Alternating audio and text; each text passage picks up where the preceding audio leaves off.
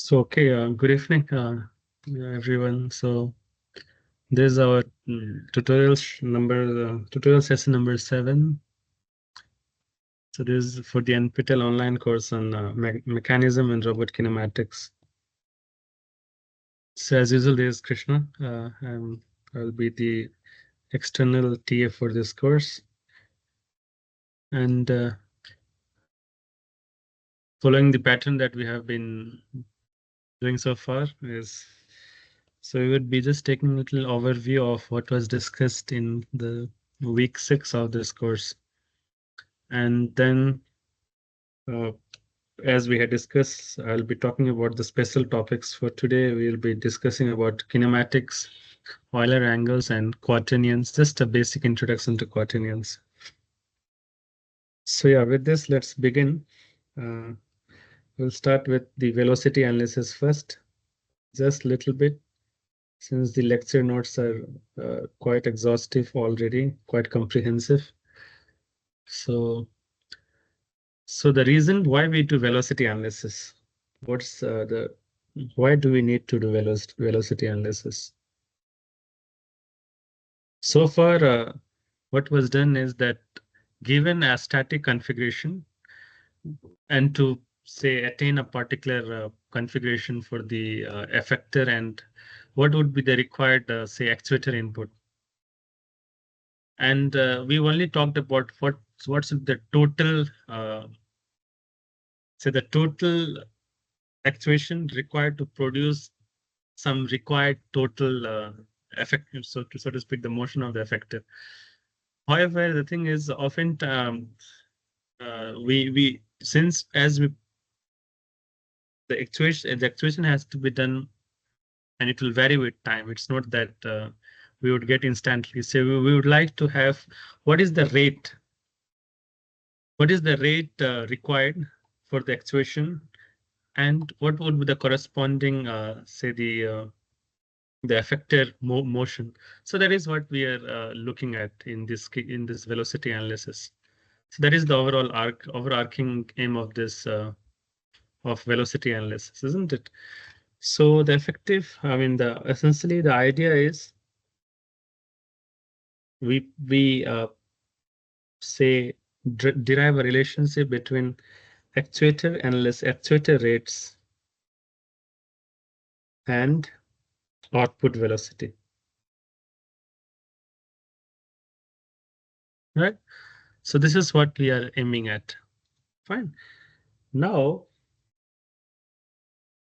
so the thing is, and as usual, we are looking at the two types of problems, what we have as the forward problem. So here given actuator rates determine output velocity.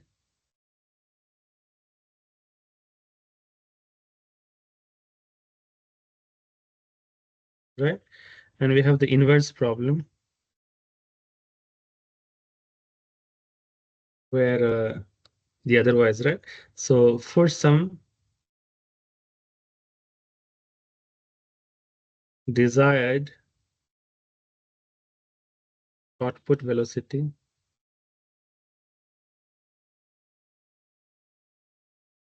determine the actuator rates, right? So this is what the two types of analysis that we have been following so far, isn't it?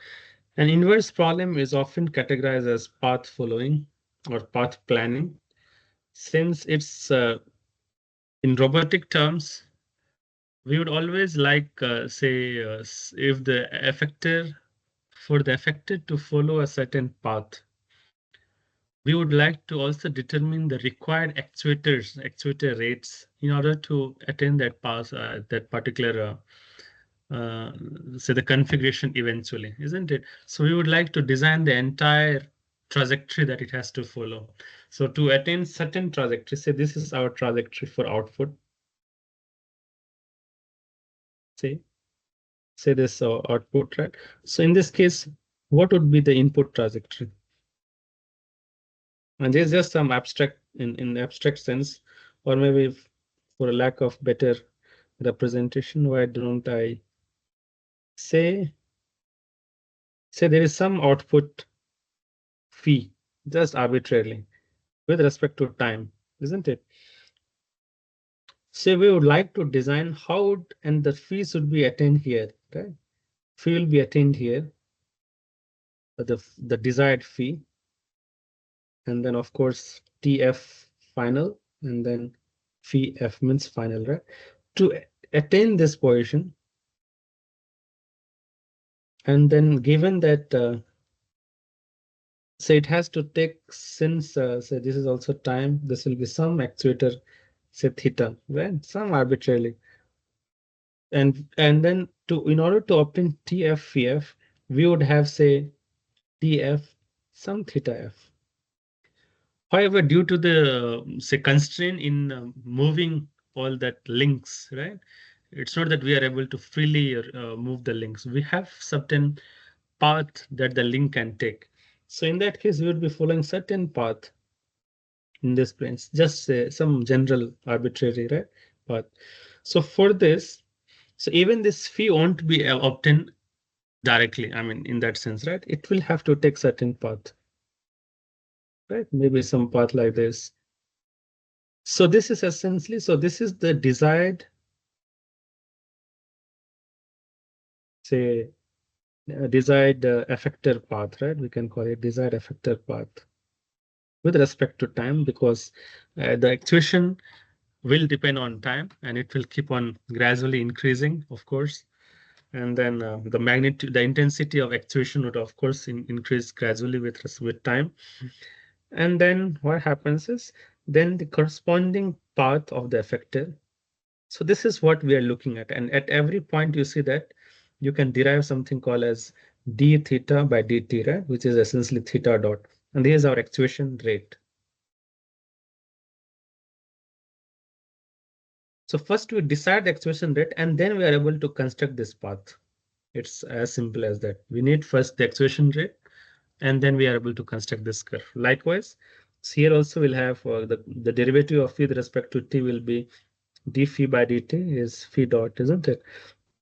So we will, for a given, and there we, the link, the relationship is always between theta is to phi dot.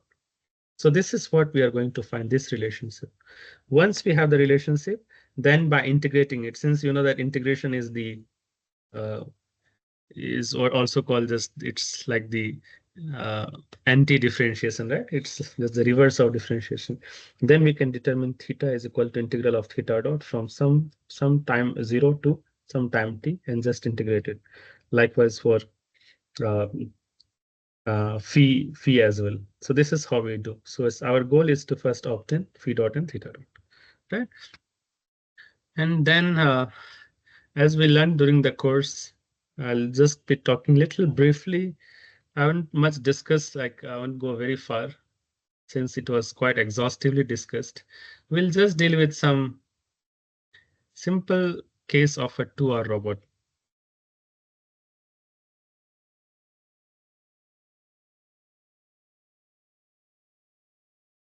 Right? We do for a 2-hour robot, which essentially implies that we have two revolute joints, right? So you have this fixed here, and then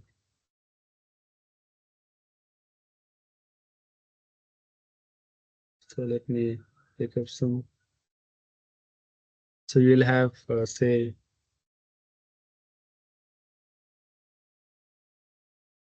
there's a revolute 1 and there's revolute 2 joint, isn't it? Now we can construct or define all these quantities. So this angle is called as theta 1. At first links for this x and y coordinate. So this is link of length L1 and this link of L2, the length L2. And then what we have is the angle will be theta 1 and the corresponding rate with respect to time is theta 1 dot. And then just let's extend this further, the link 1. And the angle with respect to this extension is what we call theta 2, and the associated actuator rate would be theta2 dot, isn't it? Now this end effector, right? Now we have this end effector, which is aligned at an angle phi with respect to the horizontal axis, right? Which is the x-axis. Now the location of this end effector is given by the coordinates are xe, comma y. So here the idea is that given some coordinates theta1, theta2, so the actuator coordinates, that's what I mean, in the so to speak a phase space, right? So our goal is to determine, or maybe say find out the relation between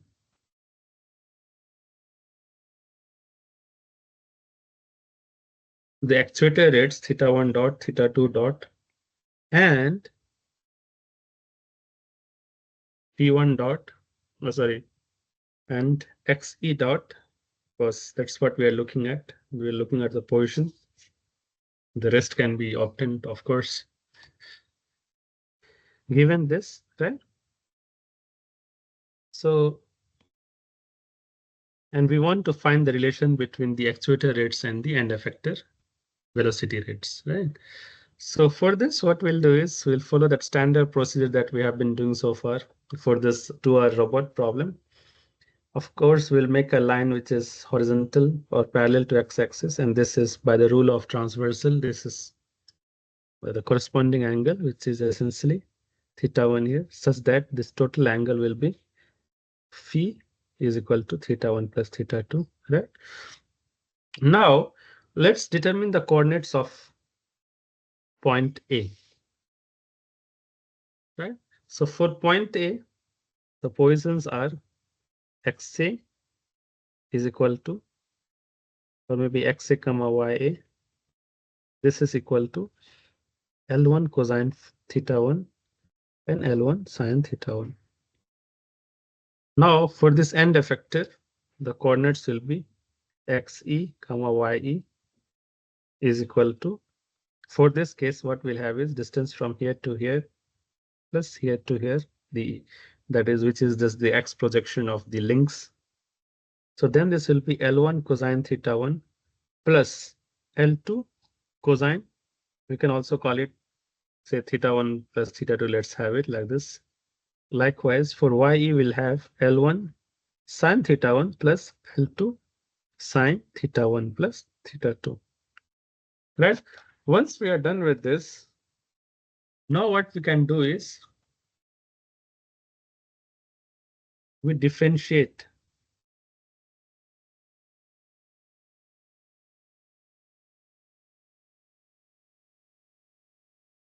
both xe and ye with respect to time. How? So we have xe.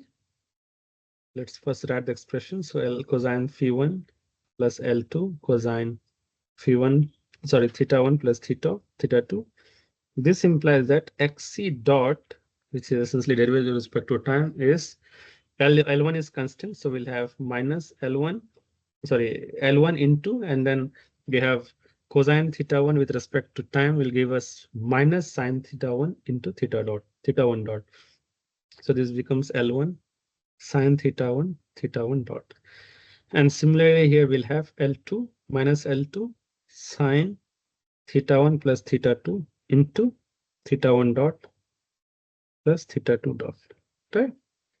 Like for and of course we can rearrange this so that we have terms in both x theta1 dot and theta2 dot. So we can have minus L1 sine theta1 minus L2 sine theta1 plus theta2, and this will be theta1 dot and then minus L2 sine theta1 plus theta2 into theta2 dot, right? So likewise, we can also have, and similarly, ye dot is equal to we can rewrite in a similar form. What we'll have is L1 cosine theta 1, theta 1 dot plus L2 cosine theta 1 plus theta 2. This will be multiplied with theta 1 dot, then plus L2 cosine theta 1 plus theta 2 into theta 2 dot, right? So these are the equations that we have. And then we can arrange in terms of a matrix vector product. So we have yx, this is equal to, and we have on the right hand side, and the vector would be theta 1 dot, theta 2 dot, right? And then what we have is minus L1 sine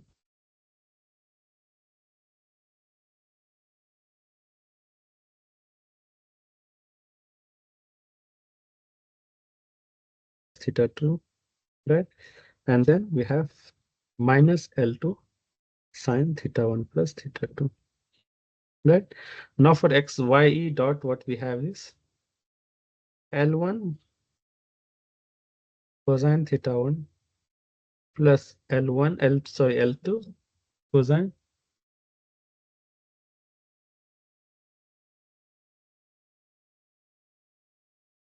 L1 cosine theta 1 plus L2 uh, cosine theta 1 plus theta 2, right? And then in this case, you have L2 cosine theta 1 plus theta 2. Fine. So this is what we have. And then what we call is this, we call it as it's a actuator velocity rate vector. Of course, it's a vector. And this is what we have as the end effector velocity rate vector. And this is, of course, what we call as the Jacobian matrix.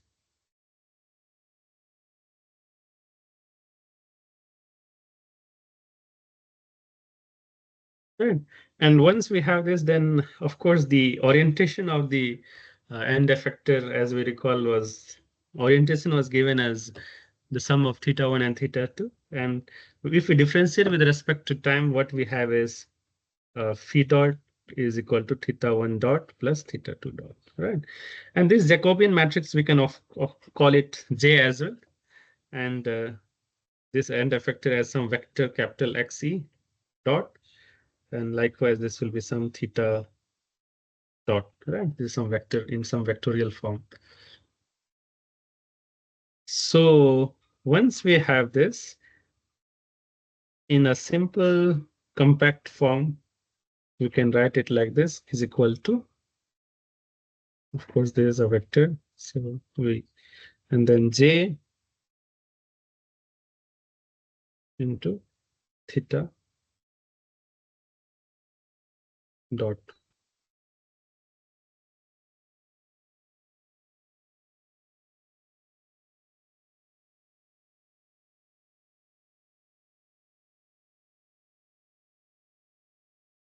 Now let's talk about a very important thing which often comes is about the quality, or about not the quality, I should rather call it the characteristic of, which is essentially quality only, about characteristics of J.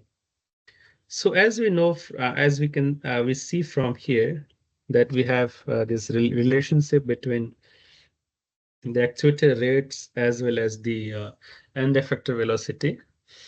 And they seem to be linearly related, right? So this is a linear relationship between the rates. It's not that the J is a linear expression. No, of course, J is not a linear expression because it contains terms such as sine, cosines, which are high nonlinear. But on the whole, the relationship between the rates is linear, isn't it? Now, to have, say, in this way, okay, it's straightforward, right?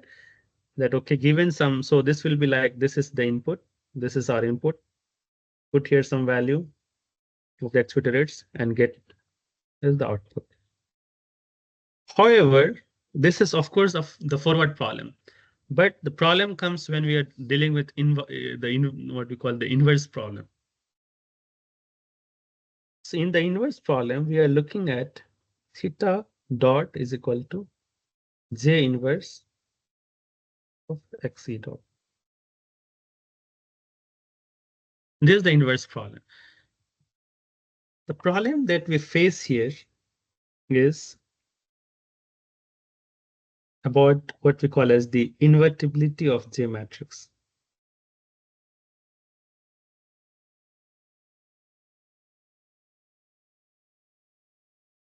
Becomes a big problem here. So we would like that J must, there's the inverse problem. Let me just write it here. There's the forward problem. So J must be invertible. And the question arises, why? The reason is, say, if J is not invertible, then J inverse does not exist, which means that for some given end effector velocity, you would not be able to find the actuator velocity, just because the relationship is not quite valid, right?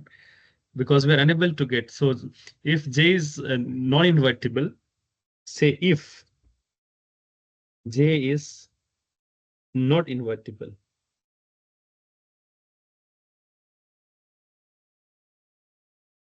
then determinant of J is equal to 0. And you clearly know that the way we find the determinant of the matrix, it is defined as the adjoint of the matrix divided by the determinant. Now you can clearly see that if determinant of J is 0, then this shoots up. So J inverse just like it just blows up in that sense. So physically what it would mean is that no matter, so it's like physically it would mean that what happens is that you are unable, okay, I think it would be better to understand if I'm dealing with this equation here. So say, let me just, sorry. So let us take a look at here.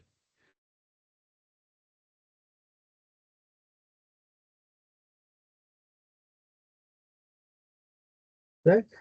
So, okay. Now let me just come back here so as to not confuse you further. So say if J is non-invertible, then of course determinant of J is 0, which means that J inverse blows up. Now what does it imply here? What does it imply?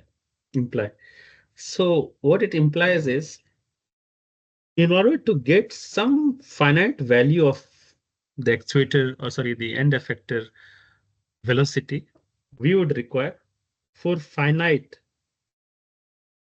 value of end effector velocity, we require infinite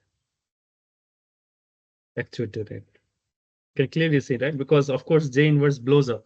So you are multiplying some finite quantity. Finite means it can be some number which is defined. It's not like infinity is not a number, so to speak, right? So finite means any number which is less than infinity. Fine. That's why we define finite in loose terms, right? Anything which is less than infinity.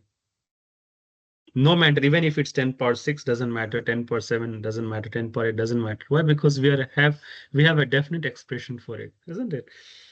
So even for finite XE dot, because of the multiplicity with respect to this non-invertible J, this which of course it seems to be infinite, and it is infinite. So this, as a result, this should also be infinite, right? which is of course not possible to attain. So there is where we see why we need J to be finite, or J to be invertible, so as to be able to avoid such particular situations, right?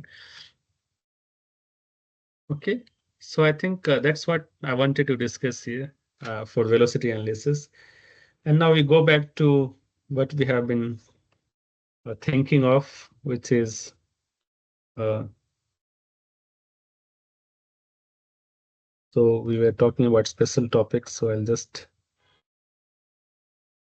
special topics. So there is something which is complementary to what we are learning here, right? So today our goal is to study. We'll start with kinematics.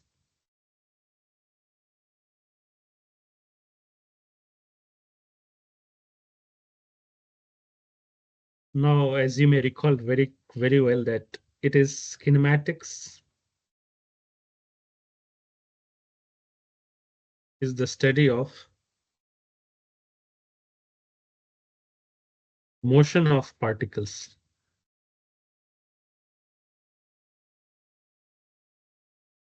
and rigid bodies, of course,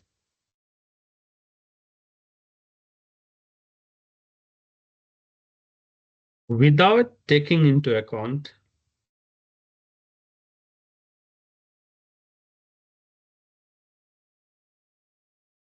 the cause of motion.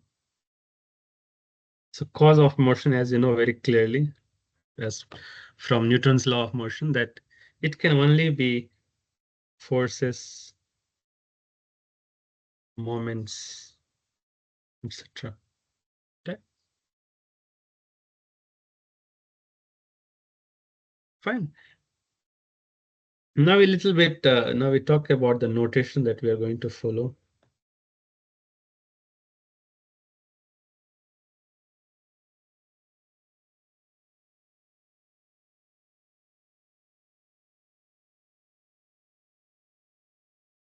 So the notation is that we consider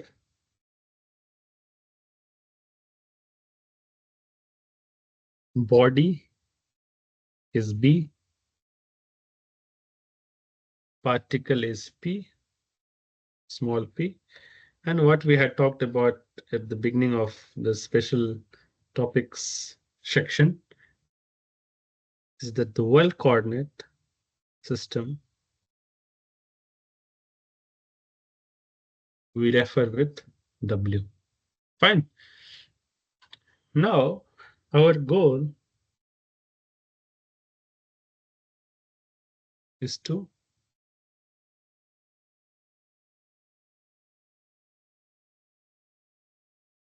present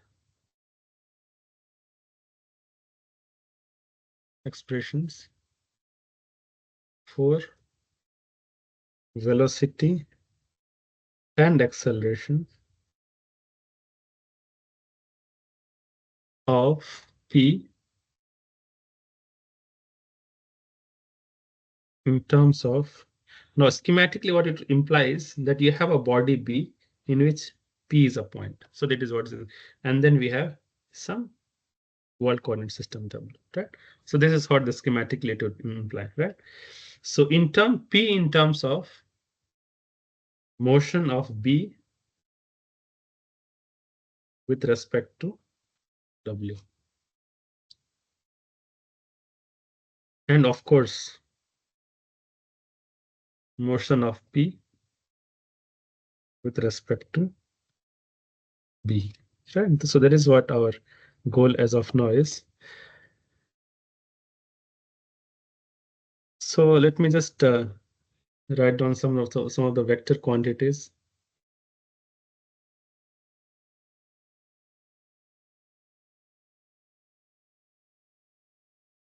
So here we know that all these quantities of velocity, acceleration, they can be represented in either the world coordinate system or the body fixed coordinate system, isn't it?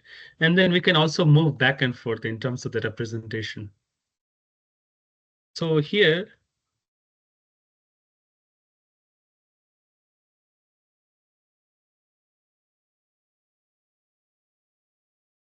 xb, it's a vector, xb dot and x double dot b. So they are respectively position, velocity, and acceleration of the body B. Fine. And correspondingly, xp, x dot p, and x double dot p are respectively the Poisson vector and acceleration of the point P. Right? And then what we have is x vector p slash b and x vector p slash x dot vector p slash b, and then x double dot vector p slash b. They are respectively Poisson velocity and acceleration of p relative to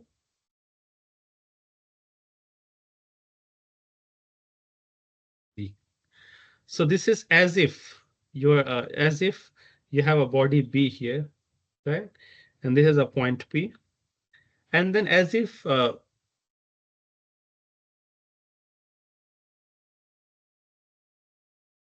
you are just sitting here, some observer sitting on this body and looking at the point. So that is what it implies. Right? And what we have some more terms are that omega vector and omega dot vector are the angular velocity and angular acceleration of the body B.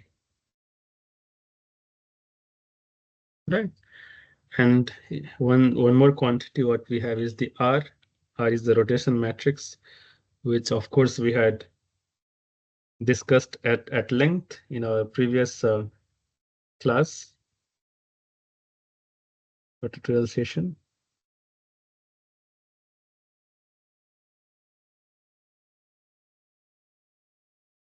Okay, let me. Sorry, it's.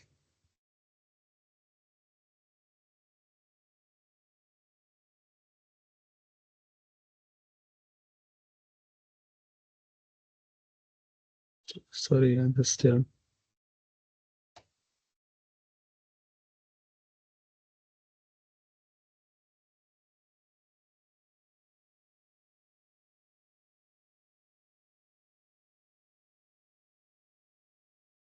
Yeah, coming back. So the last quantity what we had talked about was that R is the rotation matrix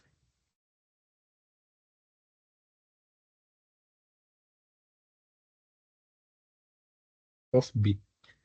Right? Now let's talk about two cases.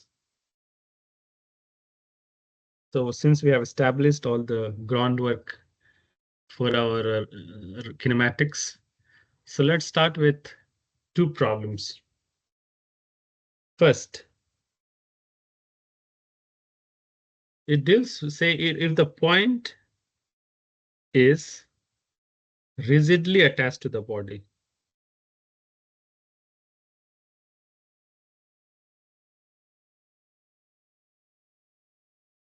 And second, if the point is moving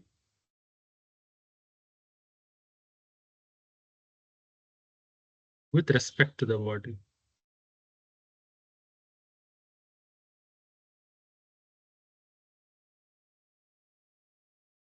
So these are the two scenarios. Let's start with the first one. In the first case,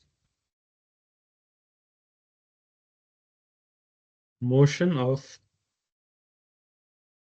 a fixed point on a rigid body. In this case, what happened is P, the point P is rigidly attached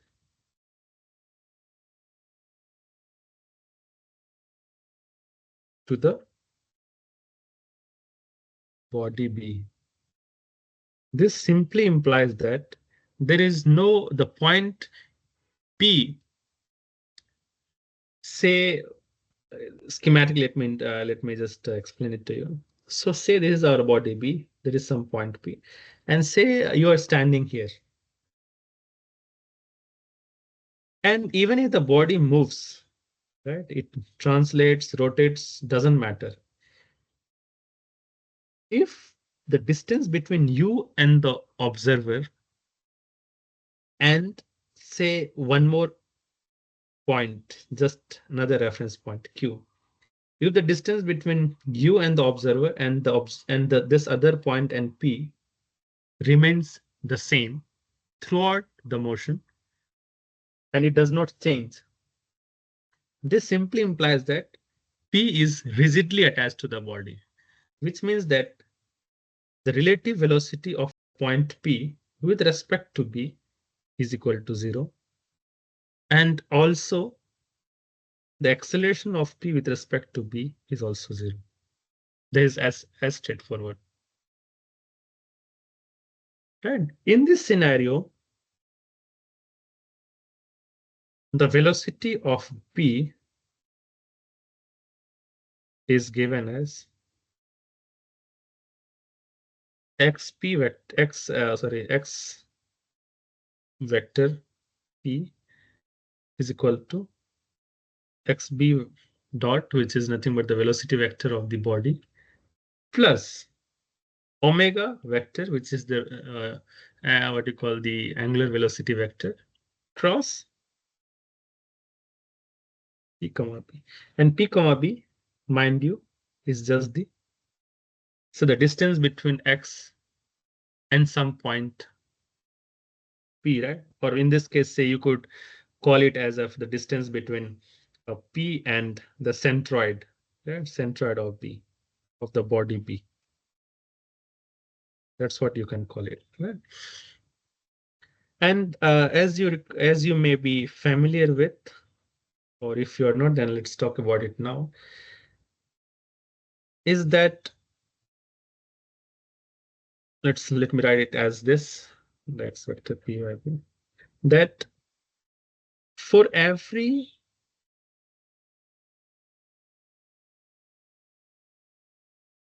vector, so for every cross product, right? In that sense, right, we can call it like, say, cross product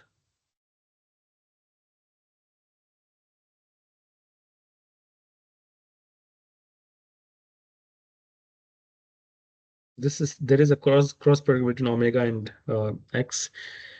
In this scenario, this is equivalent that you are as if you are multiplying a matrix times the second argument for the cross product. So which simply means that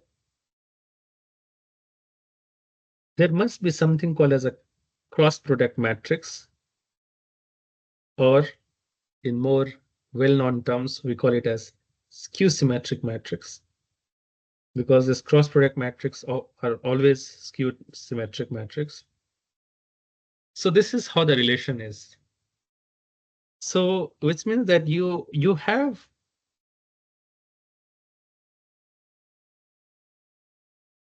so there is this C matrix here, which maps a vector to a 3x3 matrix. So which means that omega vector is an axial vector. And of course, it's an axial vector because omega vector is slightly different from that of the velocity vector, right? In velocity vector, if you're pointing something, then this implies that, and in the we are taking as if we are moving along a certain direction for an instant, right? And then the projections can be defined with respect to x, y, and z coordinates, right? However, for velocity vector, for this angular velocity vector, the direction does not specify, so to speak, the motion of the body. Like the body would not be moving along this line even for an instant. It's just that this happens to be some representation of the axis of rotation. So there is where it differs. It's not, it's a very slightly different vector that we are talking about. Physically, in mathematics, it's the same, but physically, these are two different vectors, right? So these are known as axial vectors, in which the vectorial representation defines the axis. So it gives us the direction of the axis rather than, unlike vector where it defines us some direction, gives us some directions along which a body, say, moves for an instant, right? So for every axial vector, you have an associated skew-symmetric matrix. This is a very useful thing, right? You have a skew-symmetric matrix, which essentially in this case it's C, and C has this property that C transpose is minus C, which is the property of a skew-symmetric matrix, right? Yeah, so with this, what we're able to do is we're able to clearly define uh, the relation between the velocity vector in terms of the velocity of the body plus something which is associated with rotation with respect to that body, right? Now we can move we can also say specify. We can also describe xp vector in terms of both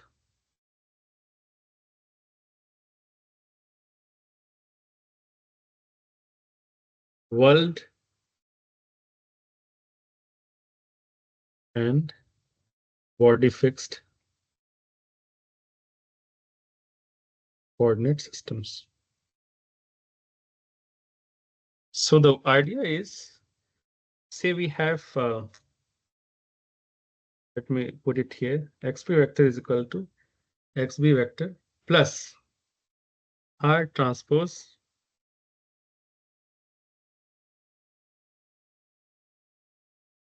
or maybe let's keep this empty for now, and then let's talk about some things. Say when you are moving from the body fixed coordinate system, right?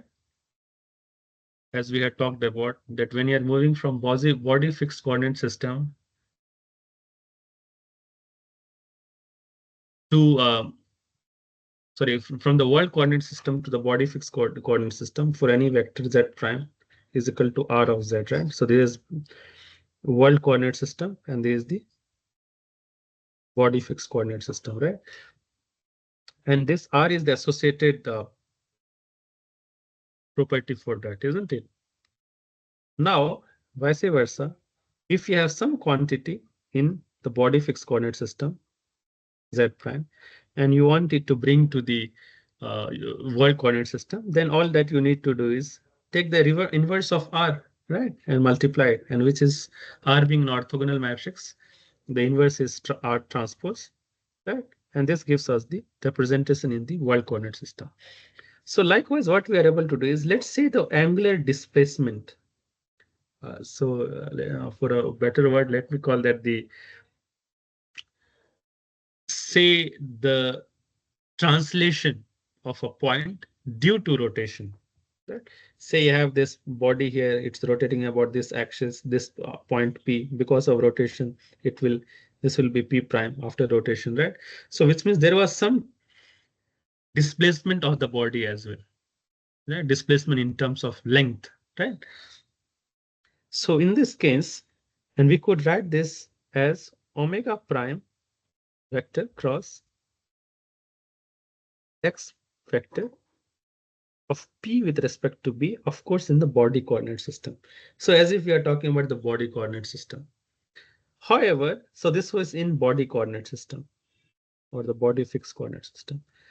But we would want Like you can only add two vectors provided they're say represented, or they exist. Say they are represented in the same coordinate system. Otherwise, you cannot just add a vector which is essentially represented in the world coordinate system and then add it to another vector which is represented in body frame coordinate system. No, you have to be consistent. So here it's body fixed coordinate system, but x dot b is in world fixed coordinate system. So it's like, can you add this? Of course not, because it's not valid. So what you do is you bring this body fixed quantity in and express it in terms of in the world coordinate system. All that involves is multiply this by R transpose. So now this entire is world coordinate system. Right. So this is what I was aiming at here. Right. So further ahead as we move.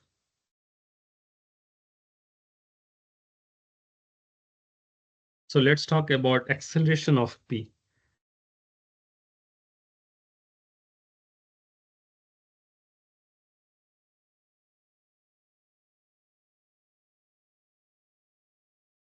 And this is given by xp double dot. So let me first write the x dot p is equal to x dot b plus what we had was omega cross x vector of p with respect to b. So for acceleration, we need to do the derivative differentiation of xp dot with respect to time. So this will be xp double dot, and then this will be as it is, x double dot b plus. In this case, so it's like differentiation with respect to time. In this case, now you will have to use chain rule. So it will involve omega dot cross x vector pb plus omega, right? And then cross omega by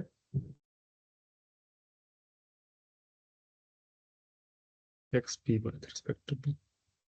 So this is because of the motion of the so since we are differentiating this term with respect to, right? And then we can also express it in terms of, as we had talked, this is also or x double dot p is equal to x double dot b plus, and we recall that any axial vector has an representation of a skew symmetric matrix, and then we can just have C with as a function of with an argument of omega dot, right? And this will be x vector pb plus. Now in this case we have uh, two cross products in succession. So because of which one will be for the outside or the outer cross product, and then you also have one more. So it's essentially C squared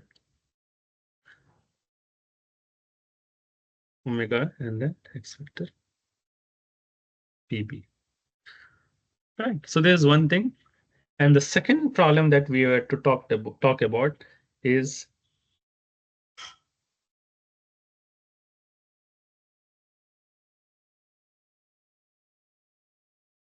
so the second problem that we had to talk was that the point is moving with respect to the body. With our second problem. So point, let me start on a fresh slide.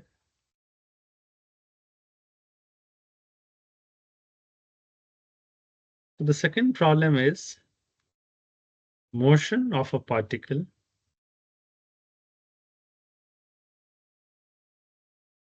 in a moving frame.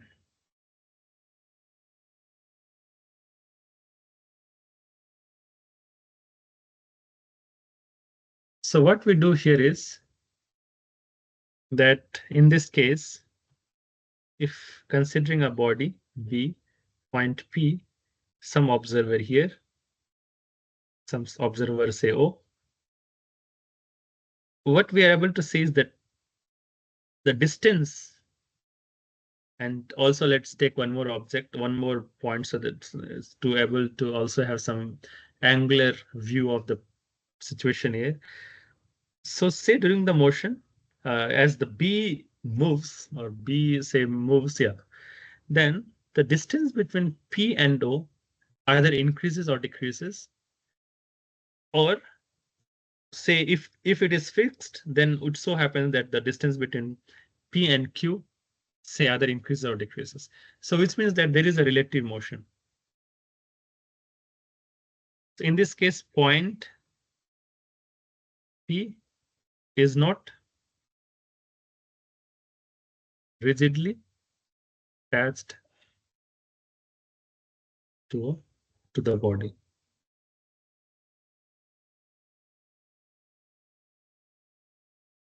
So here our xp vector is equal to x dot b plus what we have is xp with respect to b. This gives us the relative motion plus plus omega vector cross xp slash b. And you see that in the previous scenario, there was no length, say, there was no relative motion between the observer and a point B, or observer could also be the centroid of the body B. Because of which in the previous scenario, we didn't have this term because this term was 0. And that's why what you see is it does not involve any xp dot term. Right? So xp slash w term is not here. So which means that the former case is a special case of the problem that we are looking at. Fine. So and say if you want to express in terms of the combination of both world coordinate system as well as the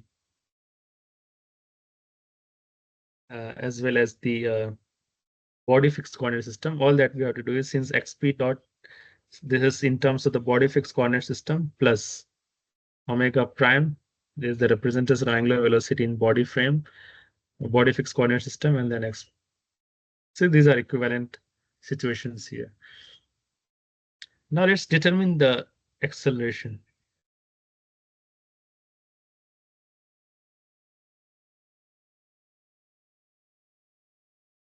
So for acceleration, we need to differentiate, of course, xp dot with respect to time, right?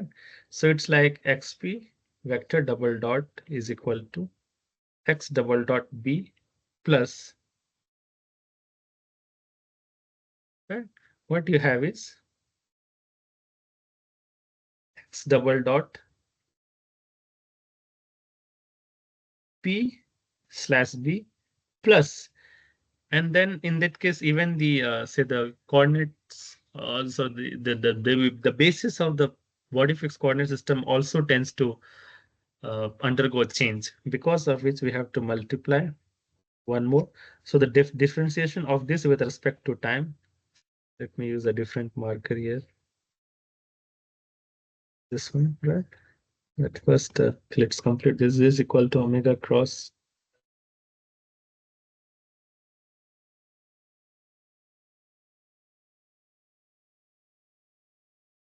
uh, right.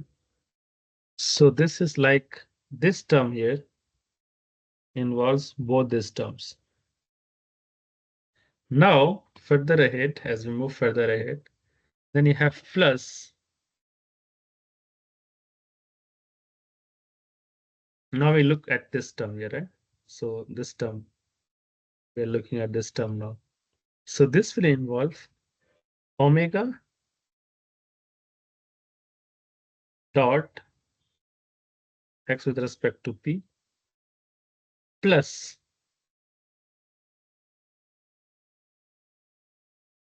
we would also have like omega cross x pb, right? Dot, and then one what we would have is omega cross omega cross x vector p slash. So this is the total expression. Yeah, I know it sounds very, say, quite sophisticated or complex. So let's reorganize this. So this is equivalent to x, or this is equal to, after simplification, xb plus. And let's take a look. So this term occurs twice, this as well as this, right? This occurs one, this also occurs one. Fine. So what we'll have is, we'll call it plus 2 omega cross. Before that, let me have x double dot p slash b plus twice omega cross x dot p slash b plus the other term. What we had is omega dot slash cross x plus b, x with respect to b, plus omega cross x p slash b. Okay, so this is our quite an involved expression here. But mind you, there is not much in this. Like, these two are acceleration terms. Like, these are linear acceleration, or what we call as the translational acceleration.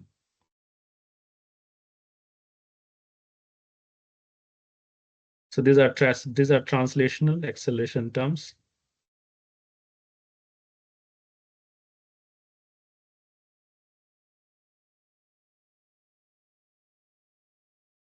This term we call it as the Coriolis force.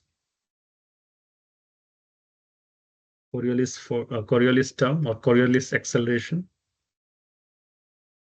So this is the same acceleration that, say, a body, when it's moving with some velocity in a non-inertial frame, right? So it tends to face this Coriolis force, right? And this is what we have as the simple angular acceleration,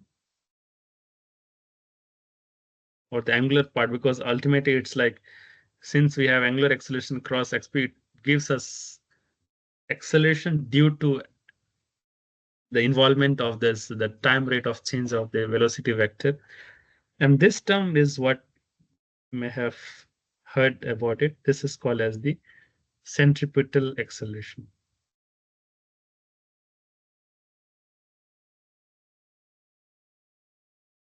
Right. So now let's move to the next topic, which we had planned for today, is Euler angles.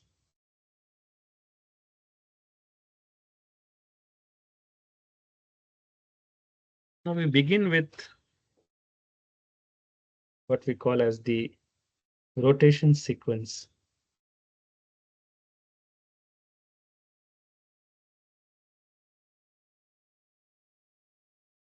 So what is known that, say you have three axes, right? X, Y, and Z. Right? To move from one orientation to any to any arbitrary orientation, you need to rotate about all these three, ideally, right? You have to. It's not that you can reach from one orientation to any other arbitrary orientation. Say there is orientation one, there is orientation two. You cannot reach by just, say, rotation about x axis or y axis. It would involve rotation about each axis in succession, right? You'll be rotating about x axis, you'll be rotating with y axis, and then about z axis to reach some arbitrary. Say this is some reference configuration, and this is some arbitrary configuration. So which means that we require triple rotations,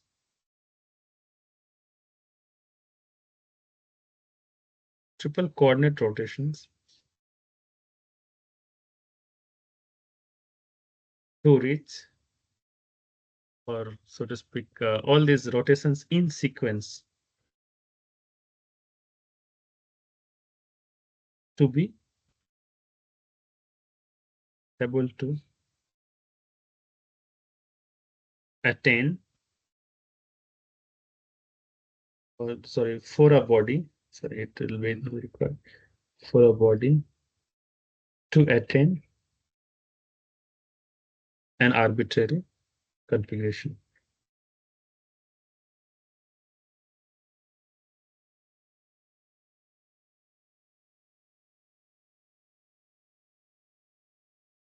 And this is effectively leads to some net rotation. So from here to here, as we move, then we have a net rotation which can take us from the reference configuration to any arbitrary configuration or any arbitrary orientation of the body, right? Now there are many different say at first let's consider what we call as the three elementary, let's call it three elementary rotations.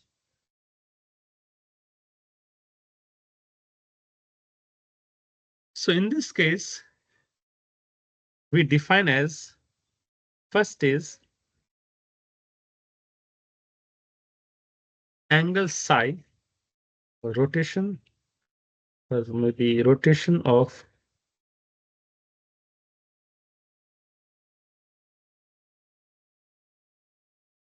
rotation about k-axis by an angle psi, right? And then we have second is rotation about j-axis, which is, so this is the y-axis, then this is the z-axis by an angle theta. The third is rotation about x-axis by an angle phi.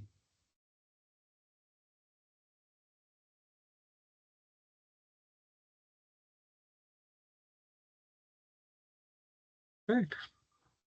So what we can do is we can arrange these angles in a three-dimensional vector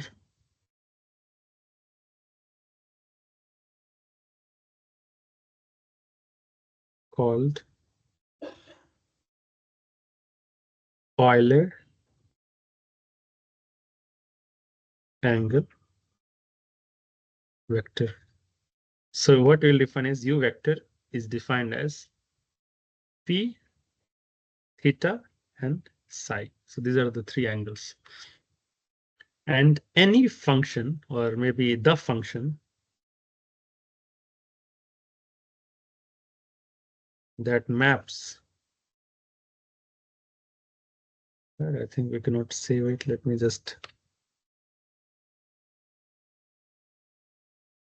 Yeah.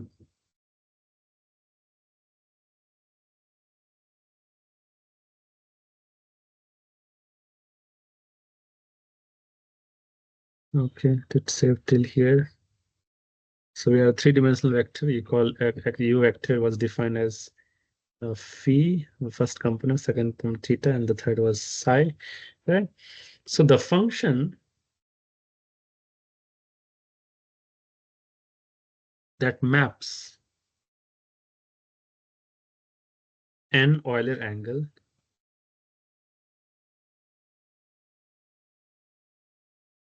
vector to its corresponding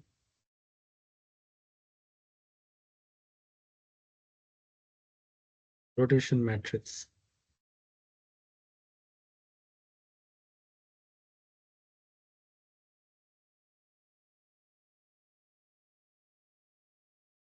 It is, say, Rijk. This implies that we have successive rotation about the three axes is defined as mapping from R3 space to SO3. And as we know that SO3 implies special orthogonal, say, operator of, say, third 3 implies that it's a 3 cross 3 system. So Rijk is composed of, and of course the arguments are phi, theta, and psi, and this is equal to defined as Ri, which is the elementary operation about, say, x-axis, into Rj, elementary operation about theta axis, and Rk, elementary operation about psi axis. Right? Now, as we know since back,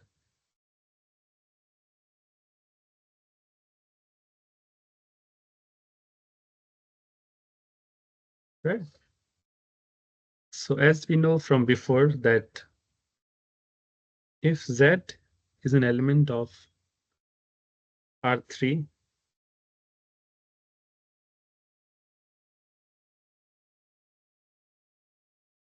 it's a vector, say it's a vector in the world coordinates, right?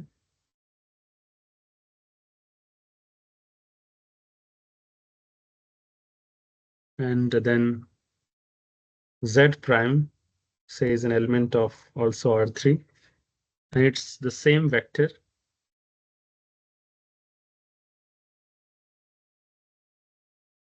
expressed in world or in the in body fixed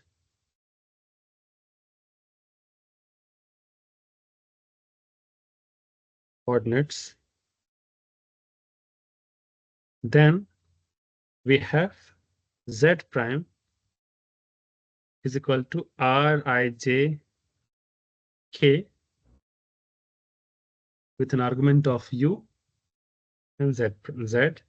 Likewise, the other way around, it would be z vector is equal to Rij transpose argument of u into z prime, right? So there's what. Yeah, someone seems to have a question. Can you please unmute and just let me know?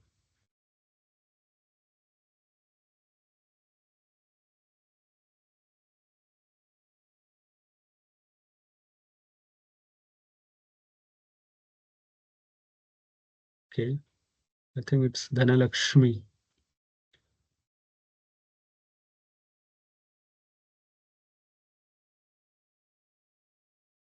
Okay, fine. Yeah. So, right. Now let's come to the Euler rates.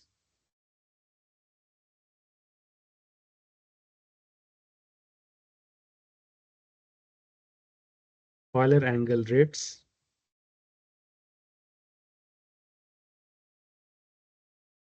and angular velocity. Right. So what it implies, what does Euler angle rate implies? As is very clear from the name itself that Euler angle rates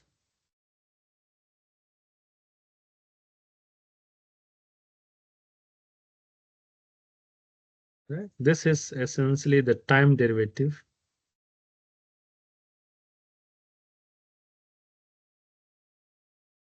of Euler angles.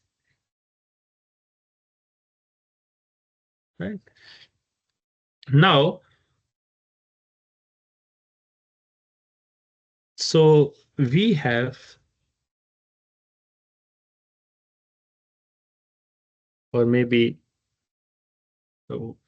we can say that there is a relationship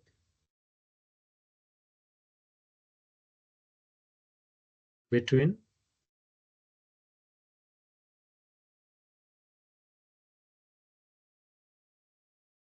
Euler angle rates and the angular velocity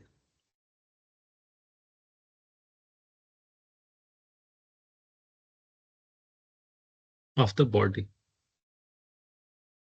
And this is called as the Euler angle rates matrix. Right. So the idea is that, say, you would like to move from the Euler angle rates and connect it to the angular velocity vector. So this is where this matrix helps us, right?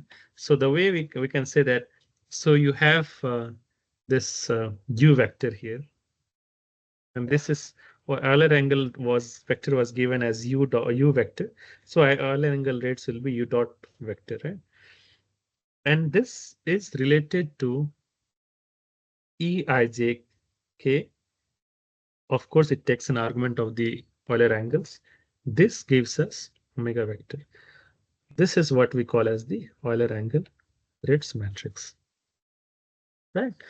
And Eijk, which takes argument of phi, theta, and psi, this maps.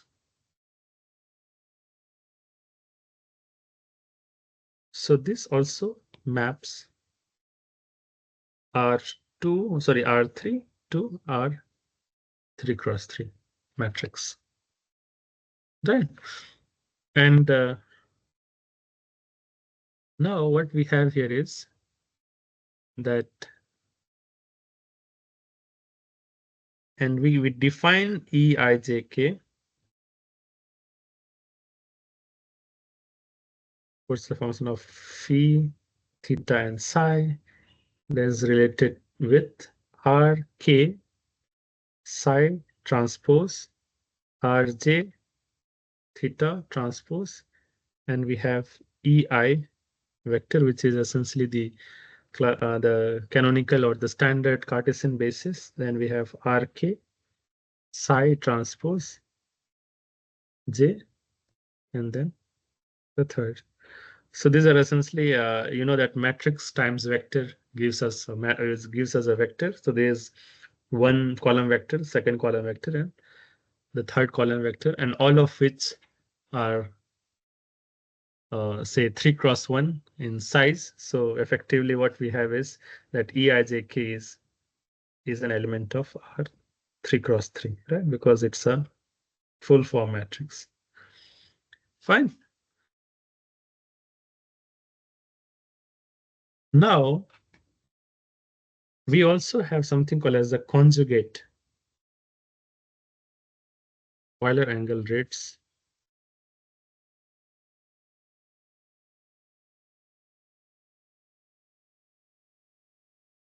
matrix, and it's also a function, of course.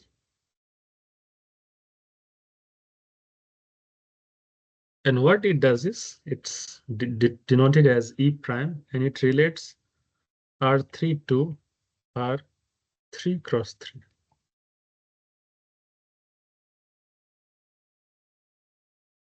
So what it does is it maps, or maybe this maps, E prime maps Euler angle rates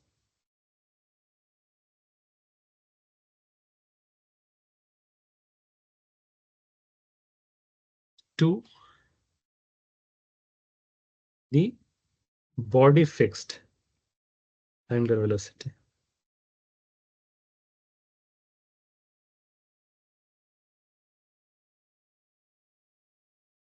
And it is expressed as E prime Ijk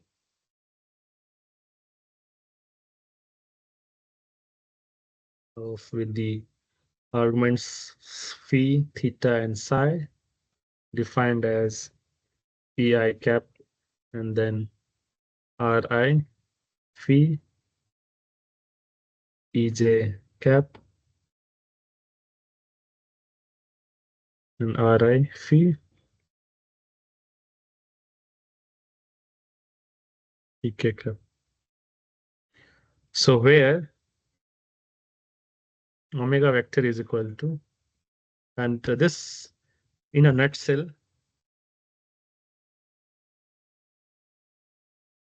we have omega vector is the angular velocity vector, and this is related to the Euler rates through this Euler angle rates matrix.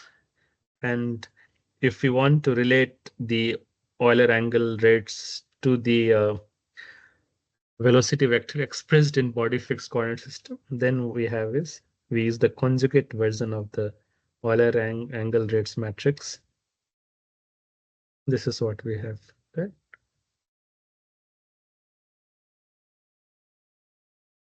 Right. Now,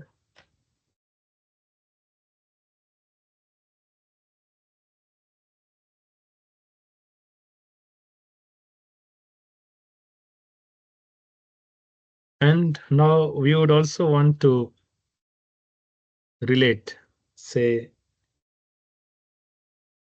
the angular velocity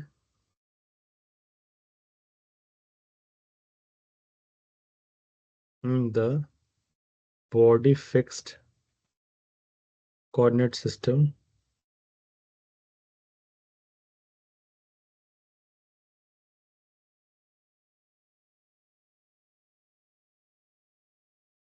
to that in the global coordinate systems or global coordinates. In that case, what we had been doing is just use the rotation matrix Rijk, put in the argument which are the Euler angles, omega vector. And if you want to find the inverse, then of course R is a RO3 matrix, right? It belongs to the space RO3, which means that R inverse is R transpose. So this will give us omega vector is equal to Rijk transpose U vector into omega prime, right? And let's just on the side, let's just copy what we had expressed in the last slide is omega vector is equal to E ijk, takes U vector as an argument and relates it to the Euler angle rates. Likewise, omega prime is equal to E conjugate I, this one, A dot, right? So what we do is, say uh, we would want to know the expression between or the connection between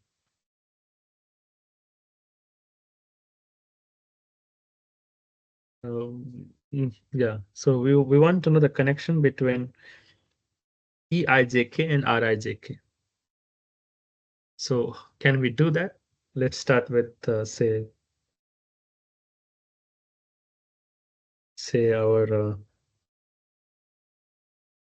this here, right? So this will be on omega, as we know from here, we can just write it down as E I J U vector, and this is also U dot vector. This is given as Rijk transpose U vector, and omega prime vector, as we recall from here, is we just put this here, Ijk prime U vector into U dot vector, right?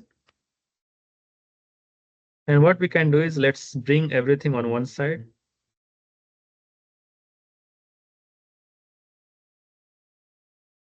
Or maybe before that, why not multiply both sides by Rijk? So then this will become, say, multiply both sides by Rijk U vector. So this implies that we'll have Rijk U vector Eijk U vector in and multiply U dot is equal to Rijk U vector transpose Ijk U vector E prime Ijk U vector into U dot vector. And this is identity matrix. And we can also rearrange this and write it as Ijk U vector Eijk U vector minus E prime Ijk U vector and U dot vector is equal to 0, right? And what you have here is that this seems to be some homogeneous equation, But again, we know that R if you're aware about this linear algebra principles, right? So rotation matrix is always a full rank tensor, and even this Euler angle rates matrix is also full rank matrix. So for this to be always zero, we must have that R, this the entire term within the parenthesis, this should be zero. So this is equivalent to saying that you have Rijk into Eijk is equal to E prime Ijk. And this you can rearrange and call it as Rijk U vector is equal to E prime Ijk U vector into Eijk U vector inverse, right? Because the question, the thing is because Eijk is not an orthogonal matrix, so it will have an explicit inverse. You have to determine it rather than just taking the transpose, right? Okay. So moving forward, let's talk about what are the valid rotation sequences. So as we recall, we had three, just little going back so that just to, okay, then open it again. Often creates problems, so why not refresh it? Right. So we had learned that we require three angles, right? Three elementary rotations about the three axes, and then which are called as psi, theta, and phi. So out of this combination, so you have you can perform the rotation sequences, right? So let me call it valid rotation sequences.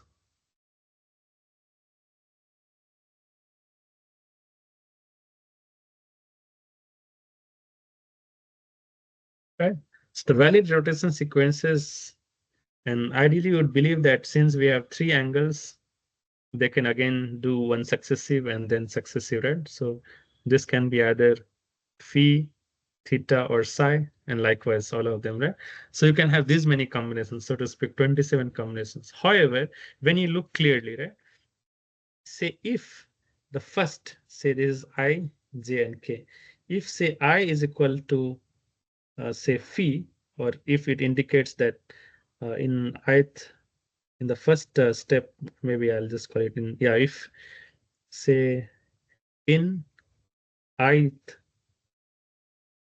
sequence, you choose say phi, and then again jth sequence, you again choose phi. Then this is equivalent to as if, and then in say kth sequence, you are choosing say say theta.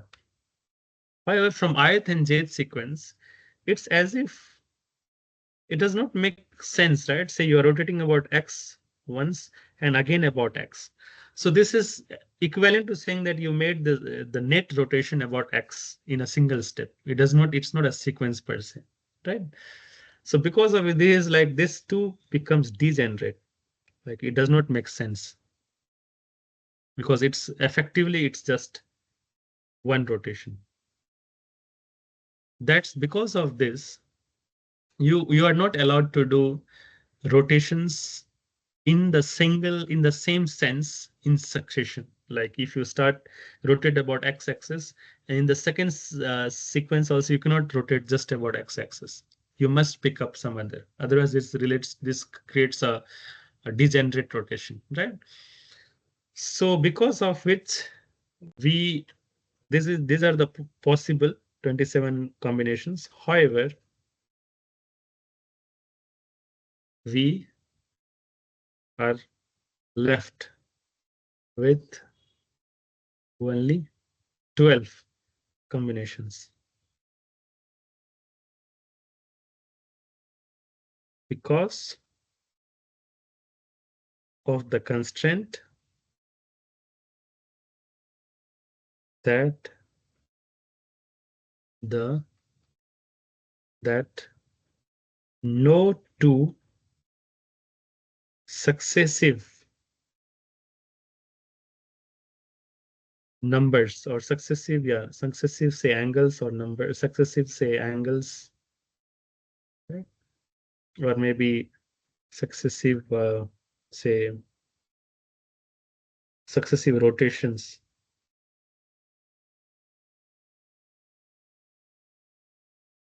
must be in the same sense.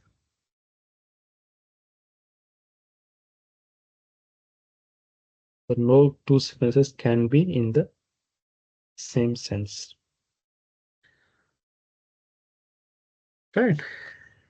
Enough for a valid sequence. So because of which this 12, let's list on the 12. Let me call the rotation about x-axis as 1 and y-axis as 2 and y-axis third the z-axis as 3. So the combinations are 1, 2, 1, then 1, 2, 3, because we are not allowed to have 1, 2, 2. Then we have 1, 3, 1 and 1, 3, 2. Right? Now for 2. So 2, 1, 2 and 2, 1, 3 and 2, say 2. Of course, we are not allowed to have 2 here. So 2, 3, 1 and 2, 3, 2. Likewise, what we have is 3, 1. Of course, we are not allowed to have 1. So 3, 1, 2, 3, 1, 3, 3, 2, 1 and 3, 2, 2 we are not allowed. So 3, 2, 3. So these are the 12 valid sequences.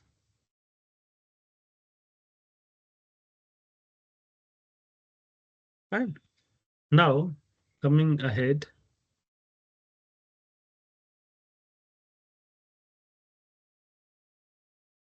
let's talk about Euler sequence.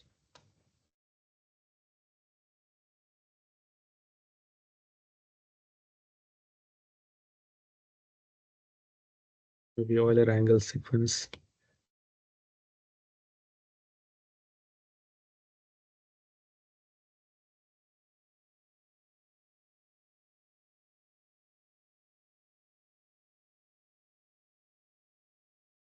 And we start with say 3. So 3.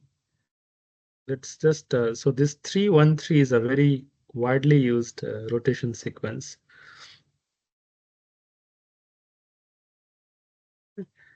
So in this case, what we do is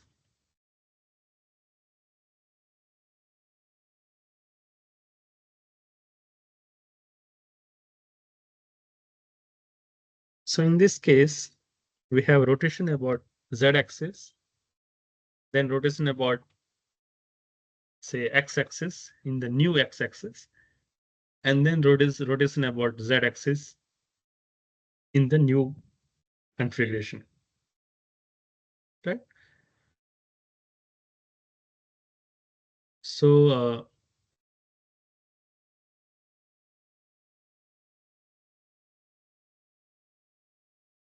so what we do here is that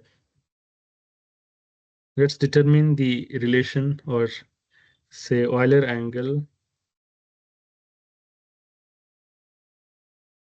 Euler angles to rotation matrix.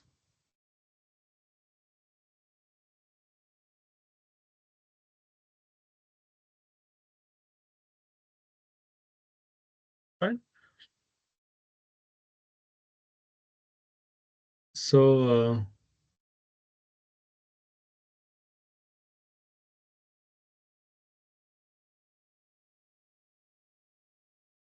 what we have here is that we'll have R 3, 1, 3, and angles will be theta, phi, theta, and psi.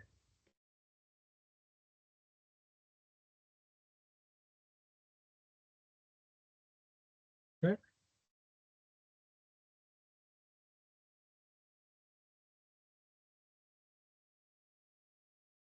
And this will be explained as R3 with an angle phi and multiplied with R1. So it's about the, and then R3 psi. So it's like 313. And recall from our last to last lecture, let's just construct what this implies. So what is this R1? Okay. So what is this R3 of phi? So R3 is given as cosine phi. So before that, let me make some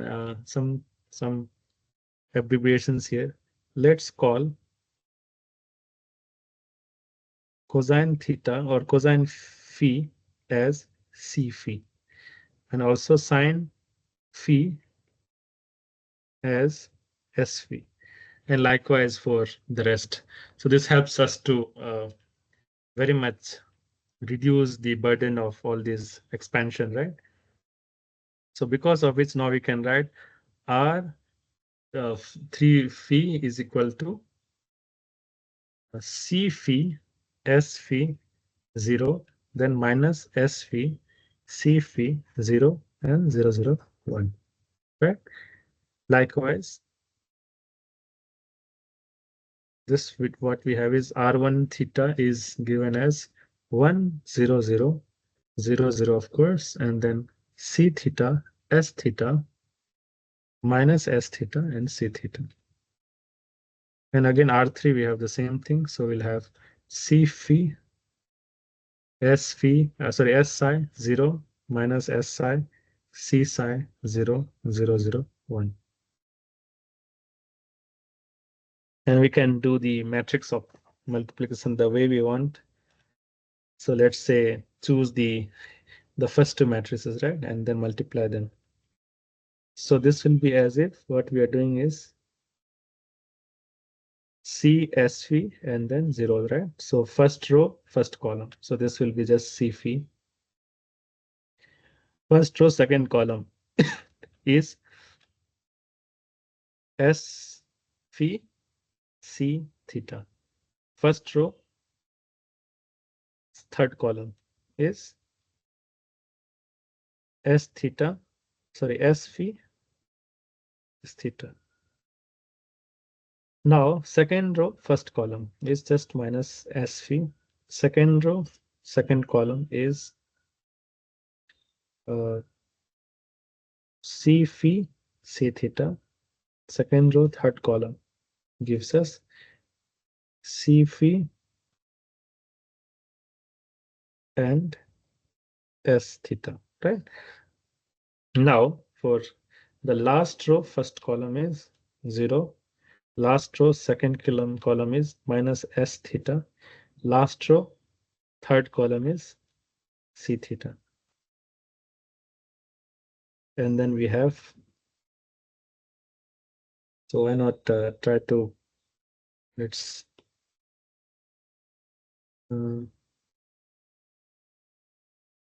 slightly make some space. Sorry.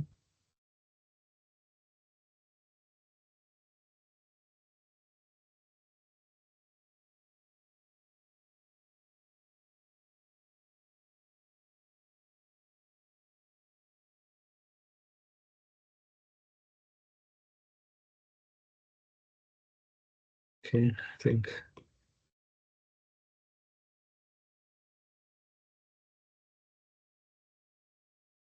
just a minute.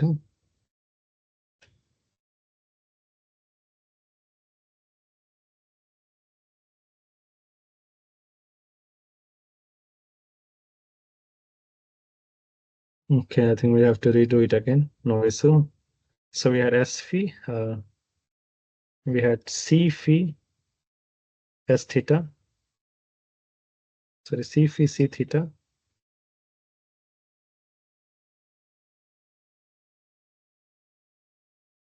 C phi C theta. and then C phi s theta, likewise 0, 0, 1, so 0, minus s theta and c theta. And we wanted to make some space.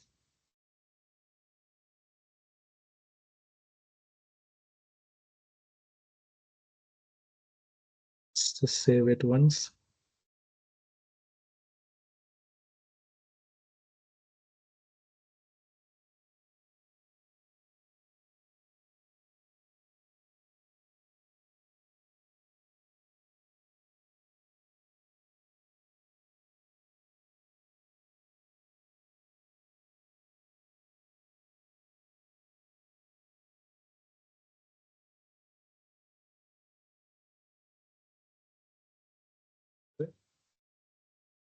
And then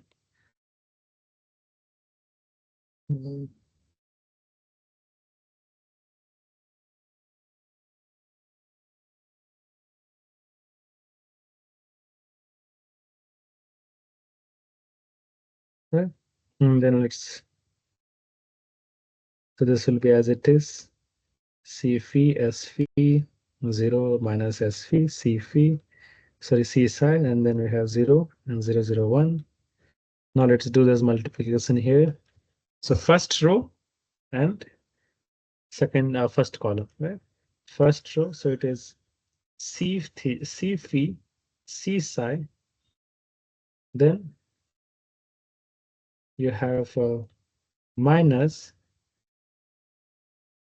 c phi c theta and s psi, right? So this is our first entry. And the second entry is, so C phi S psi plus S psi C theta and C psi, and right, S theta plus, yeah. And the third is C phi S theta, right? Now for the second row, we have minus S phi and C psi, then minus C phi C theta S psi plus, of course, 0, right? And the second row goes as, I mean, for the second element in the second row is minus S phi S psi plus C phi C theta C psi, right? And then we have 0. The third, in the third element, what we have is C phi S theta. Likewise, in this we have uh, minus and minus, so it is plus S theta S psi, and then we have 0, 0. So we have minus S theta S psi, sorry, minus S theta C psi, and in the last what we have is C theta, right? So this is our, what we call as the rotation matrix, fine. And I hope I'm able to copy this. Let's try to copy, maybe save this file, open it again.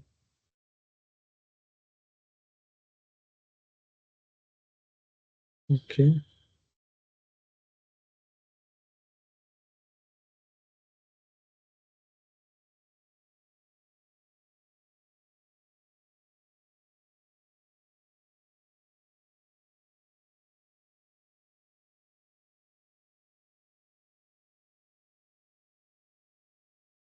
Please, I'm able to copy it.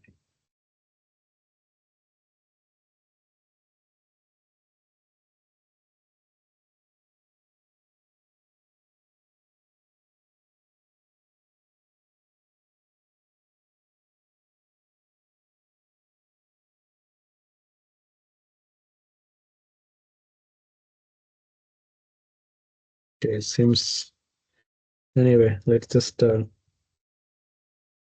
RIJK, And then we have phi, theta, and psi. And data writing, we have C phi,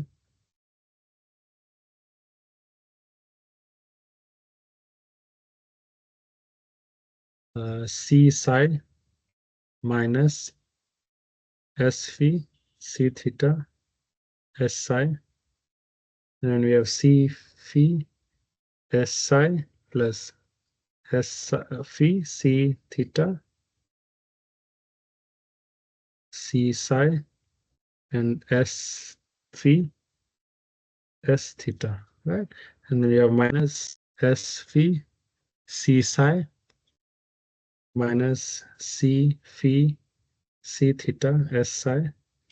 Yeah, minus S phi, S psi plus C phi, C theta, C psi, C phi, S theta, and S theta, C S psi minus S theta, C psi, and C theta. Right? So this is what our eventually we are able to get. And say if we would like to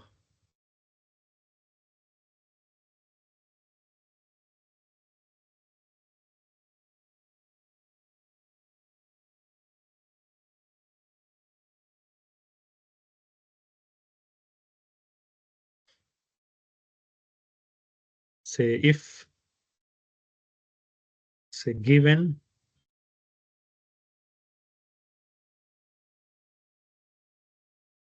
so before that, this can also be written as say just for R11, R12, R13, R21, R31, R32, R33, or 23, or 22, right? These are just the nomenclature, right? Now, say given R, I, J, K, phi, theta, and psi, can we determine the Euler angles? So this is a question which comes in mind, right? Now, for this, we need to look at the pattern of our RIJK matrix. Now look here, let's take a look here. So theta we can easily get just by knowing this element here, which corresponds to R33. So it's as simple. So it's like C theta is equal to say R theta. This is like given.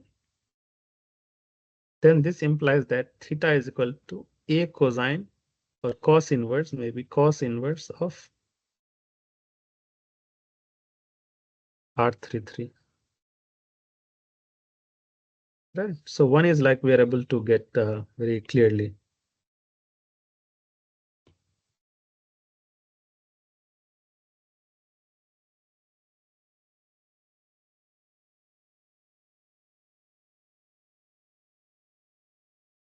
Now let's take a look at some others, right? So if you want to know the value of say theta or psi or phi here, then take a look at these expressions here. Say S theta and S theta is common. And so, and then phi, we have S phi and C phi. So to eliminate, we can eliminate theta and be able to get some expression in just in phi, right?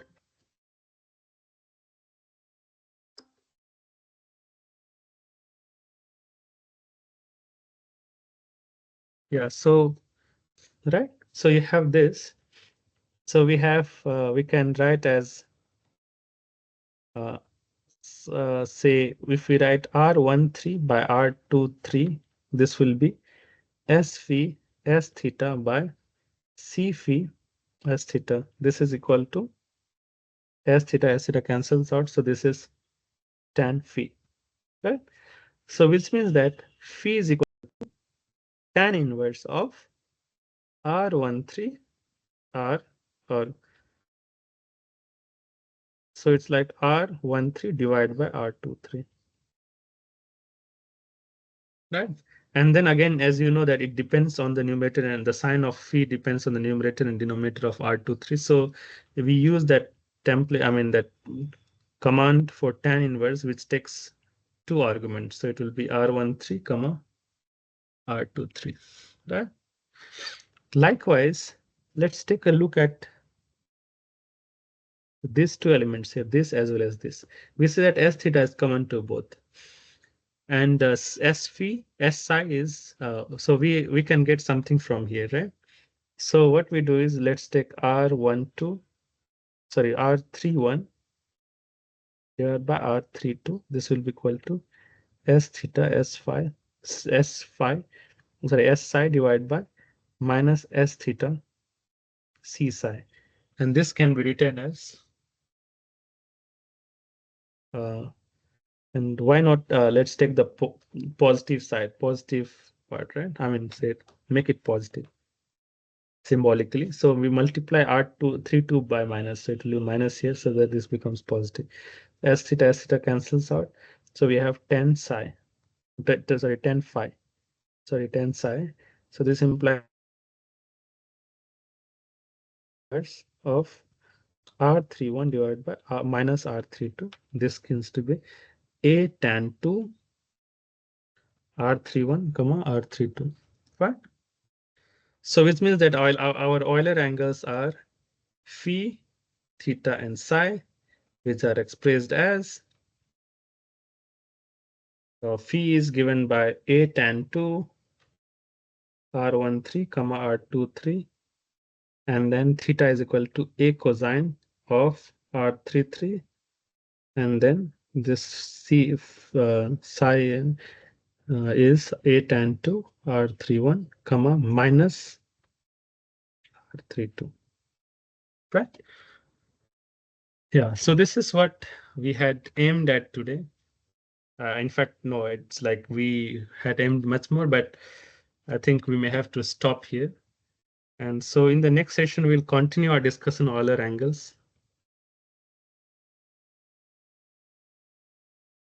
In the next session,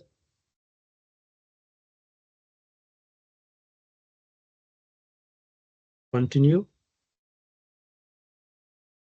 And then we'll talk about quaternions. We'll start with quaternions and see how far we can go, right? So yeah, with this, I will be closing today's session and we'll stop recording.